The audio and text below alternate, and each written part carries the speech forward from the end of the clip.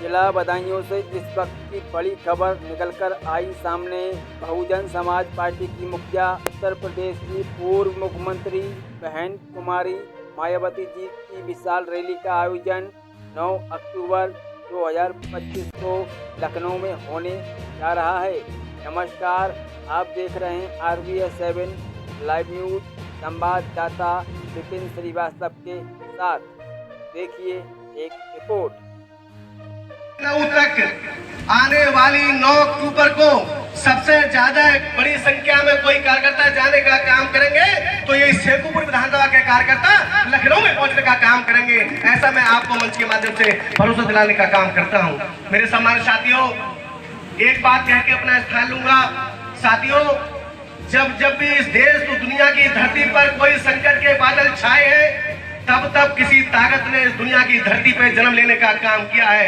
ऐ मेरे सम्मानित साथियों, आप देख रहे होंगे किस तरह देश और प्रदेश के अंदर जो इस मौजूदा सरकार चल रही है, इस सरकार के लोगों ने हमारे किसानों की कमर पे लाठी मारने का काम किया है, हमारे युवाओं का गला घोटने का काम किया है, हमारे युवाओं को आज बेरोजगार बनाने का काम किया है। आज जगह जगह पर देखते हो इस सरकार के लोग बुलडोजर चलाने का काम कर रहे हैं, जगह जगह तोड़ने का काम कर रहे हैं। मेरे सम्मानित साथियों, जो बाबा साहब डॉक्टर भीमराव अम्बेडकर ने आरक्षण के माध्यम से हमको आगे बढ़ने का जो रास्ता दिया था, उस आरक्षण को तोड़ने का काम इस सरकार के लोग कर रहे हैं। माननीय बहन कुमारी मायावती ने इस बार हम लोगों को बुला करके लखनऊ ये कह दिया कि है मेरे बहुजन समाज के लोगों, अब मैं चुप रहने वाली नहीं हूँ। इस सरकार की गुंडागर्दी, इस सरकार की जाति ज्यादा बढ़ रही है। आने वाले समय में भारतीय जनता पार्टी की सरकार को धूल चटा करके उत्तर प्रदेश में 5वीं बार मुख्यमंत्री बनने का काम बहन कुमारी मायावती करने जा रही है। मेरे सम्मानित साथियों, घबराने की जरूरत नहीं है, आपको डरने की आवश्यकता नहीं है। सरकार 5 साल की होती है, 50 साल की सरकार किसी की नहीं होती है। और हम मजबूर कर देंगे। बाबा साहब डॉक्टर अम्बेडकर ने संविधान में जो हमको वोट की ताकत दी है, इसी वोट की ताकत से राजा बनने का काम होता है। धन्य हो बाबा साहब डॉक्टर अम्बेडकर। पहले राजा रानी के पेट से पैदा होता था, राजा का बेटा राजा बनता था, फिर राजा का बेटा राजा बनता था, फिर राजा का बेटा राजा बनता था। चाहे बेटा लंगड़ा हो, लूला हो, अंधा हो, काना हो, कैसा भी हो, राजा का बेटा राजा बनेगा। धन्य हो बाबा साहब डॉक्टर भीमराव अम्बेडकर। आपने इस देश का संविधान लिख करके, इस वोट की ताकत लिख करके आपने कह दिया, ऐ मेरे देश के बहुजन समाज के लोगों, कोई भी आज तक मुकाबला नहीं कर पाया है। हमारी रैली का रिकॉर्ड कोई पार्टी नहीं तोड़ पाई है।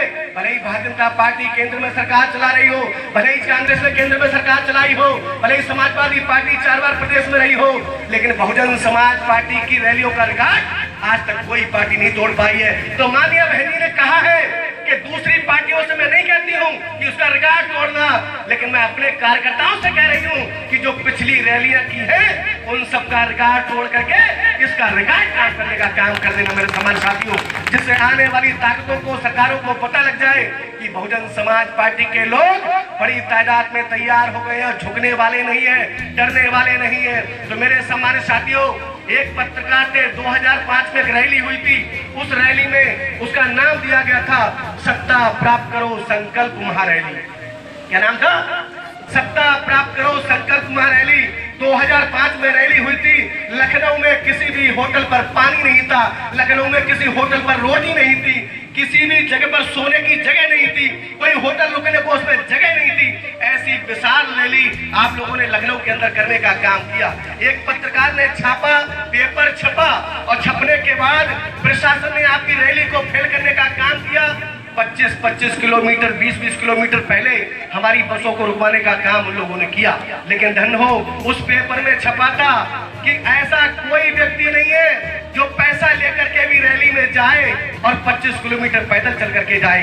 अमिताभ अग्निहोत्री, उन्होंने अगले दिन कहा था कि एक पार्टी इस देश के अंदर है, उनके कार्यकर्ता इतने मजबूत है, उस पार्टी का नाम है बहुजन समाज पार्टी, कि 25 किलोमीटर दूर भी उनकी पैसा रोक दोगे तो अपनी नेता को देखने के लिए 25 किलोमीटर पैदल चल करके बहुजन समाज पार्टी कार्यकर्ता बहन कुमारी मायावती रैली पहुंचने का काम करेगा। उसका नाम है बहुजन समाज पार्टी। तो मेरे सम्मानित साथियों, तमाम मीडिया के लोग आपका लोहा मांगते हैं।